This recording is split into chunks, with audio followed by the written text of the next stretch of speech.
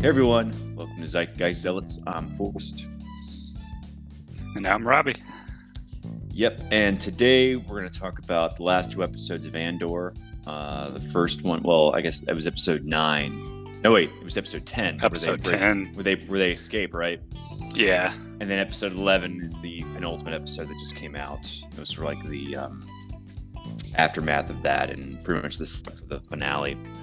But yeah, these were, I think, the 10th one, the breakout episode. I guess sort of like the final episode, sort of in the prison arc. They find out what happened on level 2. Well, that was before. That was the episode before they found out that everyone was. Oh yeah, and that was what kicked things off. Really, they were like, "Yeah, we got to break out." So yeah, episode 10 was great. It was probably my favorite of the season, and really kind of just shows you just like I think. And what's so great about this show is, there's no Jedis or Mandalorians with plot armor. Star Wars without lightsabers. Yeah, like in the Mandalorian's case, literal plot armor. Yeah. Or in the Jedi's case, they can just not hypnotize, but mind control people in a way, and use the Force and telekinesis and lightning, all that stuff. But in this show, it's like all humans, and the stakes are a lot higher. So. And so many things could have gone wrong with that escape plan, because he was just working hard to get that water pipe busted, and it was I mean, I guess it was spraying, but maybe not to the point where he needed it to because they needed enough water on the floor. He needed to flood the floor and the short circuit. So, and even if they flooded it and the plan didn't work, the Empire discovered it and know what they were doing and then kill them anyway. So it's sort of like a point of no return. So, and then with the platform that was lowering wasn't even all the way on the ground. So they still had to climb a good way to even get onto it. And he just sort of just jammed it. So, and then still they knew people were going to get killed or shot down as they charged for them. So, it really just kind of shows just how, desperate they were, and just how crappy the situation was that they just had to go for it. But yeah, did have a few getting shot. They don't miss every shot. They don't have helmets. So they don't have stormtrooper helmets on. Yeah, they can. That's the key. That's there. Probably why they probably would miss a lot less if they had those helmets off. Because I don't know if there's any epic vision, or if it's just you can't see anything through those helmets. But yeah. So, but yeah, it's pretty much just there's just a small little opening to get through to the top floor, and they the floor was short circuited, and they were able to. After that happened, they were able to charge and climb up and take out the Imperial officers. Those stairs. Oh yeah, they didn't have an elevator to use, so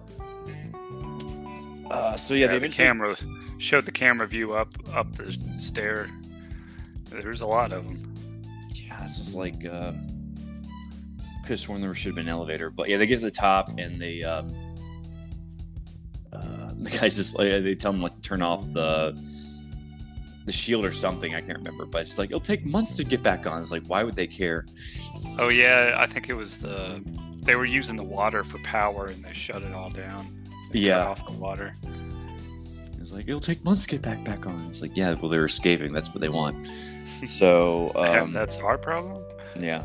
So Kino gives a speech, and they let everyone go, and they find out the only way to get out is. I originally thought that voice was AI, a robot that they just made really deep, but it was literally just a guy with a voice changer. Yep. So they get to he gives a speech, and they jump out, and we find out Kino can't swim. Oh. So we don't know if he's gonna survive or if he just gets retaken, or they probably could gone back and found something. They found some sort of flotation device, or maybe some sort of raft. Since they live in the water, you would think the Imperials would have some sort of emergency escape system. If they can't, if the Imperials need to leave, they probably would have a raft somewhere. Maybe the Empire doesn't have those codes. They make up their own codes. Yeah. So, and then when else? So they, Andor gets pushed off before he can figure out what to do with Kino, and it's this sort of last shot we see is him running with that other dude. Everybody's swimming away. Yeah, and I found out the other dude that Cassian's with, it was actually in the Rogue One movie. I didn't remember him.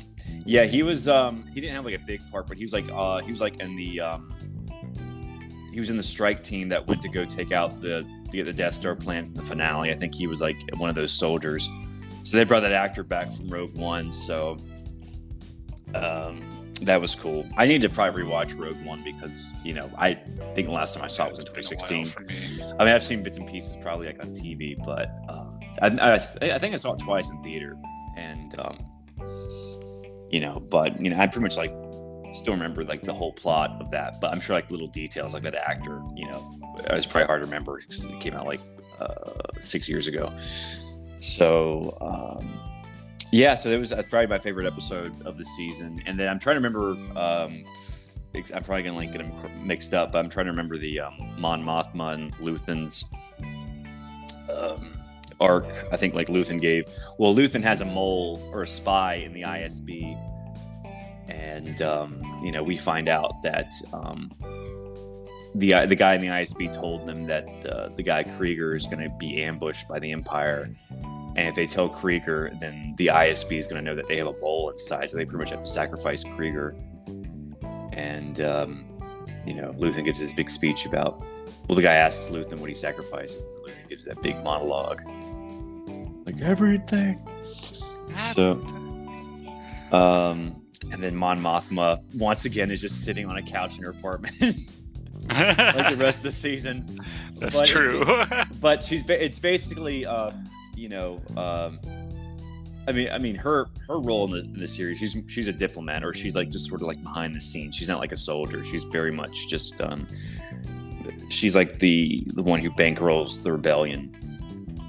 So like her part in this show is a lot less action oriented and more about like diplomacy, or not diplomacy, but just making things happen behind the scenes. So like the rebels can do their thing.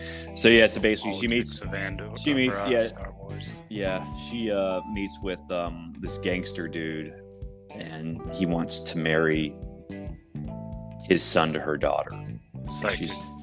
Yeah. So it's pretty much like there, I guess, in Chandrilla land or wherever. I'm not sure what the name of her planet is, but like Chandrillian custom is like they have arranged marriages, pretty much like like an old medieval days, or like on Game of Thrones, where it's like it's like about like keeping powerful families, bloodlines. And yeah, well, it's about like keeping powerful or like uniting powerful families, like arranged marriages. So, but yeah, she's basically just selling. She's being asked to sell off her daughter because like the guy already has money. He doesn't need anything, but he does need like his lineage to continue. So he wants like Mon Mothma's daughter to marry his son. So, and then I'm guessing the episode with Bix, Cassian's like ex-girlfriend, like she was being tortured, right? Or I think that was the episode before this one, but I think in this one she was still being tortured, and yeah, they still have her. Yeah, so I don't think much happened. Yeah, they had her kind of drugged up or something. Yeah, well, I don't know if it was drugged up. She's just, I think, just been tortured so much that she's just sort of like comatose. So, but yeah, so the breakout episode was definitely the best. I think Luthen gave a great speech at the end. I'm trying to remember. I don't think Cyril Karn was in the breakout episode.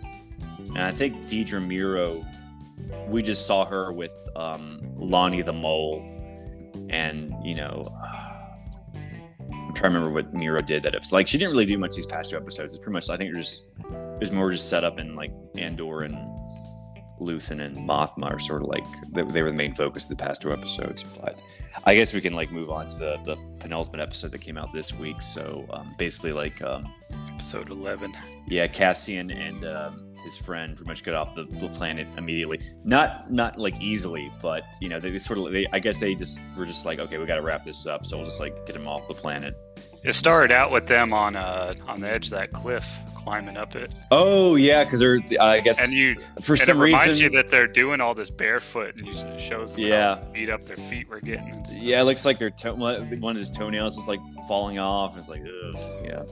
It's like I can understand why sandals were so quick to be invented back in like the Paleolithic age. Yeah, so I don't know. I guess that made sense. I don't know why the ship couldn't see them on the side of the cliff. Well, I think they were just trying not to be seen. Yeah, but I don't know. Like, couldn't the ship have easily flown over them and seen them hanging on the side of the cliff? Would have made like more sense if they had like some like if they were like in a cave or something. Depending on how high up they were, or if there's like an overhang at the very least. Like we know, like overhangs are even tougher to hang on to than like a flat wall. So, he's like, I can't hang on any longer, and somehow they climb back up and they see these two. Or what will they say? Tell me the ship's gone. It's gone. It's gone. Yeah. So. All right, and then there's those two aliens they found. And they apparently had Spider-Man's web fluid in there. Yeah, some kind of net trap. Yeah, whatever that stuff was made out of. And he's like, "You're with the Empire. We're gonna kill you." And they're like, "No, we're not." And they're like, "Okay, you're not." We escaped the Empire. It's like, all right. Yeah, so that was a little anticlimactic, but I guess they just realized they just had to wrap up the whole prison planet thing. I'm glad they didn't devote an entire episode to like how they got off the planet, but I was like, I guess they just realized like we've been on this planet for 3 episodes, we gotta move on. So and just lets them get in the ship and go. Yeah, well, I'm sure they were just like, we're not gonna let you steal the ship. We'll take you to a different planet if you want, but we're not gonna let you steal our ship. So yeah, he's like, we meant you no. He's like, we meant you no harm. We were just gonna leave you for dead here. We were only gonna steal your ship and leave you for dead. Yeah, and harm you if you did something. So it was like, I'm glad the guys were quick to forgive them. So yeah. Anyway, and then once again, Mon Mothma's just in her apartment in this episode. But she's like, I guess her daughter was sipping some wine, watching what was it? I didn't really catch what exactly was going on. I guess it was like some sort of like Chandrillian custom. I thought for a second like it was gonna be like what we talked about on the last episode, like she's part of the Palpatine youth. So like she's like really into the Empire now. Just like, I guess it was some kind of religious thing. Yeah. So I don't know, some sort of like, I guess other Chandrillian some custom they do at dinner. Or like sort of like how we have like confirmation with church. I guess they sort of like a galaxy. They have like it's like some sort of like after school program where I don't know, whatever. It might have nothing to do with the Empire. I think it would be funny like if her daughter was rebelling against her mother by being pro-Empire. Paradoxically, she's rebelling against that'd be funny. Her rebel mother. So yeah.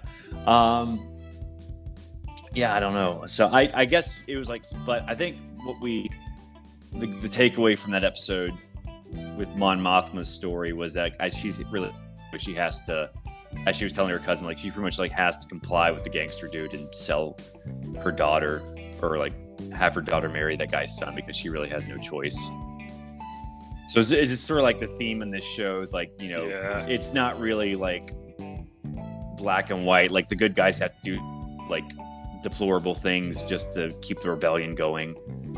So it's definitely like a lot of gray area. It's not like the original trilogy where it's like the good guys are always good and the bad guys are always bad. Although I think like Lando was sort of like a gray area in the original trilogy. Like he starts off like Han's friend, then he betrays our main Han. Character murdered 2 guys in the first episode. Well, they were trying to. But they were harassing him. Yeah, I think. Well, yeah. Did they attack him first? They were trying to like arrest him or rob him or something. So like they weren't really innocent.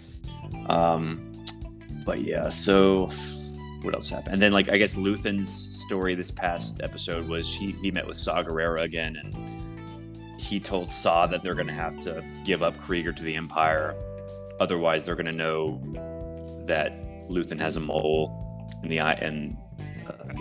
ISB. So Saw was like not happy about it, but he was just like, well, this is war. So then they're using Andor's mother as bait, basically.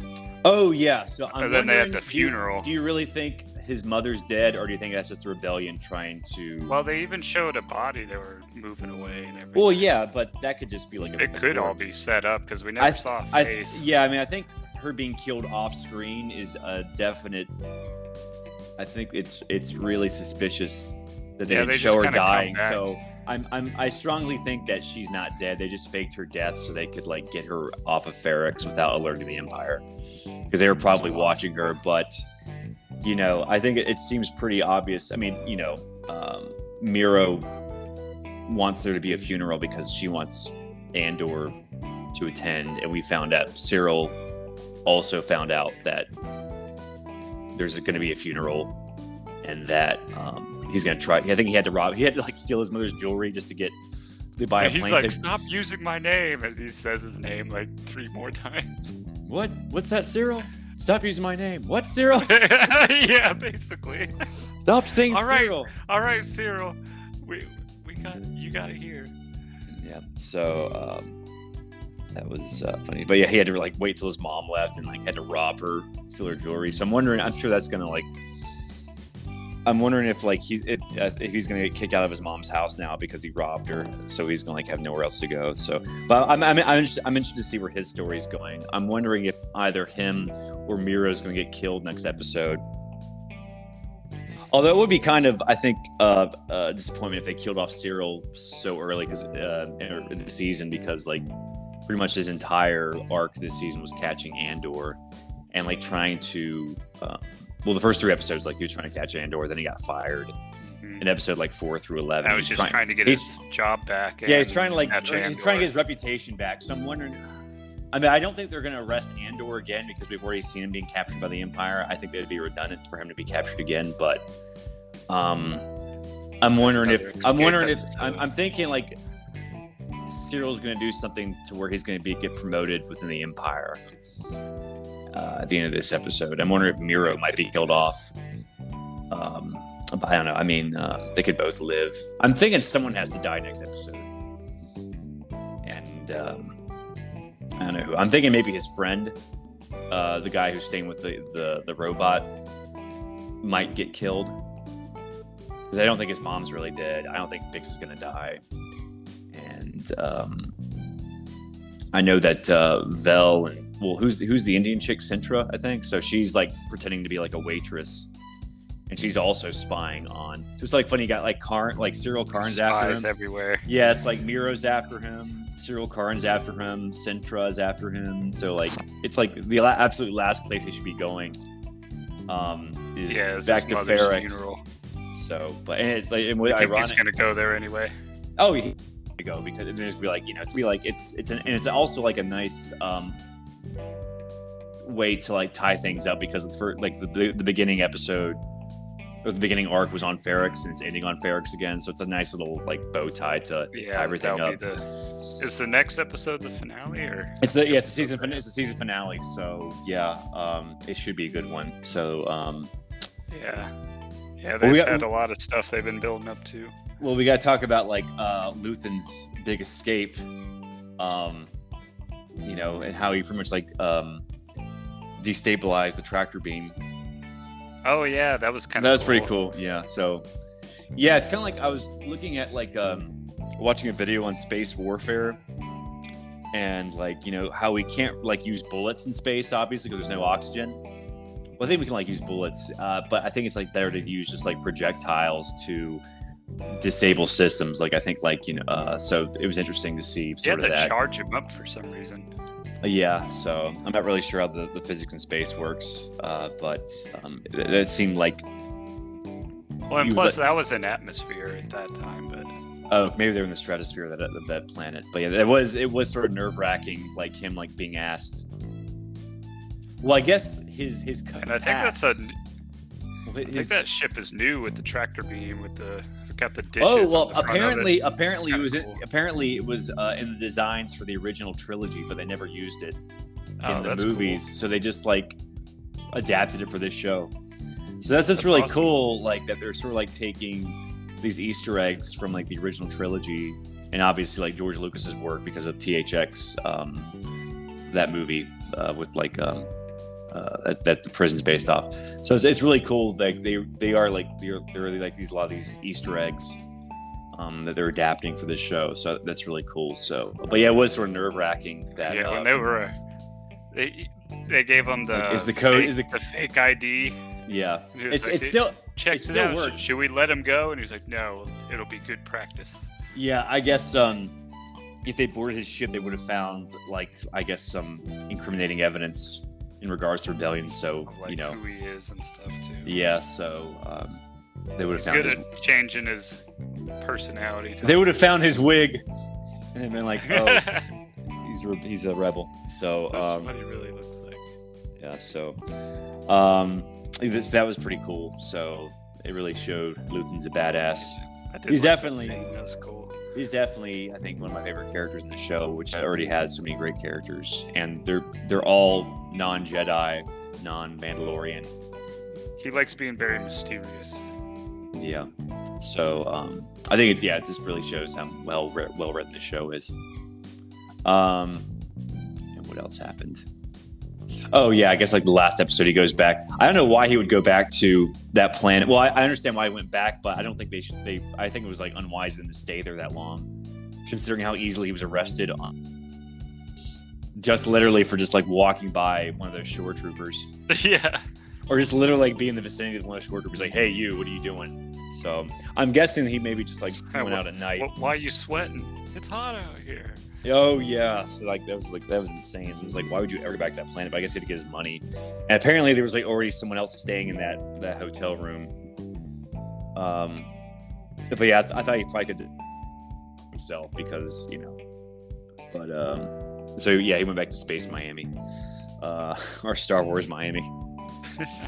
So yeah, and then I guess his friend. I thought his friend like become like a regular character now, but I guess his friend's gonna like go a separate way. And like, I thought it was kind of cruel how I only gave him a blaster, not any money.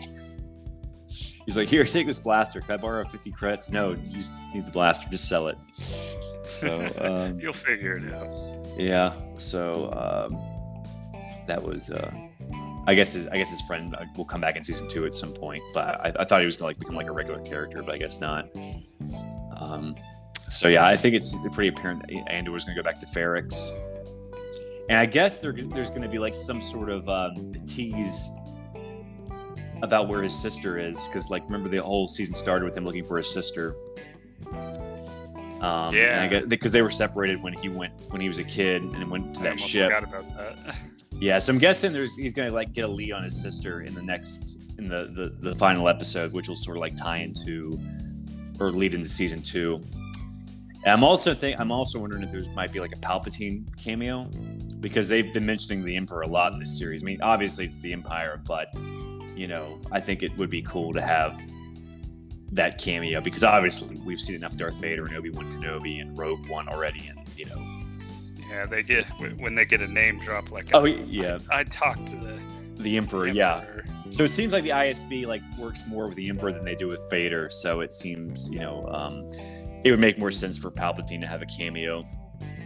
But I won't be disappointed if they don't, because this show is like highly is highly realistic, and like Palpatine, yeah, I like Palpatine's that about it. Palpatine's just like would sort of like be. Everybody feels more vulnerable instead of being a highly trained Jedi. Yeah, but like Palpatine's literally like a dark wizard, so I think it would sort of take away them to like maybe show him, but like maybe just briefly show him in like more of like a just administrative role, and don't like have him like use the Force or anything like that. But it would be cool to see him, since he was sort of wasted in Rise of Skywalker. So I think like people want some redemption for him. But yeah, so, and hopefully maybe we'll see what happens to Kino Loy. I don't think so. I think they're just going to leave his fate ambiguous. But we'll see. And oh yeah, the one who couldn't swim. Yep, Kino. Yeah. Or the guy who played Snoke. So yeah. So I'm looking forward to the finale. And trying to remember, did we forget anything? Oh, that thing with Saw Gerrera. Yeah. I mean, we talked about that. Like he was not happy because he thought that maybe Luthen might be a spy for the Empire, but he's like, if I was a spy for the Empire, I wouldn't tell you. I wouldn't tell you about Krieger. So yeah, so it is cool to like, you know, I'm guessing we're going to see more Rogue One characters in this series, because obviously like Saw Gerrera and Andor are the big ones, and then I guess Mon Mothma was also Rogue One briefly. So I'm guessing we're gonna probably see what's her name, Jyn Erso. We might see her cameo, maybe not this season, maybe next season. And I'm trying to remember who else was part of their crew. There was the two Asian guys, so maybe we'll see them again. Although I don't think any of them knew Andor before being in that movie, but they could have like. They could probably like know Gerrera or Mothma, perhaps. Yeah, this is interesting. So I really need to rewatch Rogue One now because it's sort of like Better Call Saul. Like you watch it so many years after Breaking Bad, you miss the Breaking Bad Easter eggs in Better Call Saul. So it's like I'm missing all the Rogue One Easter eggs in Andor because it's been so long since I've seen that movie. So I check it out. So I might check it out too. Yeah, so, have you seen the Tales of the Jedi TV series on Disney Plus? Mm-hmm. I guess it's like an anthology series, but apparently it's like, you know, the origins of Count Dooku, and he's training like a young Qui-Gon Jinn, and I think there's one with Ahsoka and probably like some other Jedi that are probably famous from the Clone Wars TV show, so I haven't seen it, but, you know, I think it's by the same guys who did the Clone Wars and Bad Batch, and so I'm sure it's high quality, but like I said, I still need to finish season 1 of Clone Wars. I'm only like 5 episodes in. Came out at the end of October. Yeah. Yeah. When's the new Bad Batch coming out? Let me see. Yeah, I guess we'll have to review that when it comes out. January 2023. Oh, okay. Maybe I can finish the Clone Wars in that time. I doubt it, though. They're not too far away. There's just too much. Yeah, there's just too much. It's too much. So, we'll see if that second season can shake things up, because I just don't know if there's enough material to keep the Bad Batch interesting for multiple seasons, or like 5 seasons, much less 2. So, I mean, I enjoyed. I think what they should have done is they should have just ended the season with what's the name of the planet with the rain where they make the clones? What's it called? I don't remember. Well, I think they blew the lab up at the end of the season, but that shouldn't be the final episode. Like the episode after that, like the actual season finale was like them getting back to the surface after it had been sunk to the bottom of the sea, and them escaping. And I think Crosshair has his chip disabled, but he still decides to not rejoin the Bad Batch because it's not an act for him, or he's not being controlled. He just literally prefers the Empire to the Republic, I guess. So I think that was the ending. But I think it would have been better if they just ended the season with the thing getting destroyed and the lab destroyed and sunk to the bottom of the sea, and then just us not knowing if they survived or not. So, but they're already gone, so we'll see what happens. Some mystery in it. Yeah, ambiguity. So, but yeah, so I guess next week we'll talk about the Andor finale, and I guess we can also, if y'all want to watch 1899, yeah, you can probably discuss that. Yeah, I mean, if you're a fan of Lost, I did enjoy Lost. Yeah, there's a lot of similarities to Lost, just in the sense that the international cast, there's a big mystery surrounding the show. You don't know what's going on, and everything's connected. It seems like they're all sort of tied to the ship in some way or another. So, yeah, a lot of similarities to Lost, but it's definitely its own thing. So, I think, and you can like watch the whole thing since all 8 episodes are available now. So. But yeah, so I guess we could probably discuss those 2 shows, at least the Andor finale next week. So, but yeah, you want to plug our social media? Oh yeah, check us out at Twitter Zealot podcast. Yeah. Well, Twitter's still a thing. Twitter. Yeah. we're still thinking. Whatever's gonna happen with that. Yeah. Or, at the very least, just keep listening to us on Spotify, Apple, Google Podcasts, or, All usual just Anchor. podcast sites. Yeah. So, we appreciate any and all listenership. So, thanks for tuning in. If you're a first time listener, welcome. We usually have more people on the podcast, but, I think people were just busy this week. So it's the way it is. But we still wanted to discuss Andor and not get too far behind. So, but yeah, that's our show. I'm Forrest. I'm Robbie. And we'll see you next time. Thanks for listening.